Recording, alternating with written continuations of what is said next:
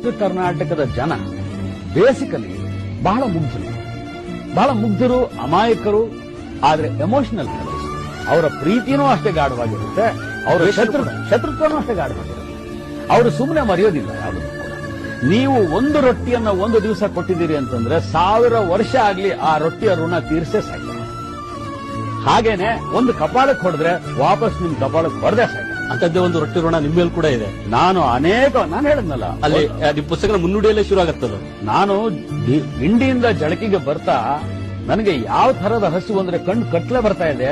ಒಬ್ಬ ರೈತನ ನಿಲ್ಸಿ ಕೇಳಿಬಿಟ್ಟೆ ನಾನು, ಅಪ್ಪ ನನಗೇನಾದ್ರೂ ತಿನ್ಲಿಕ್ಕೆ ಕೊಡು. ಅವನ ಹೆಂಡತಿ ಪಾಪ ಹೋಗಿ ಬಿಸಿ ಬಿಸಿಯಾಗಿ 8 ರೊಟ್ಟಿ ತಿಂದವನು. 8 ರೊಟ್ಟಿ ತಿಂದು ಒಂದಿಷ್ಟು ಮಜ್ಜಿಗೆ ಕುಡ್ದೆ.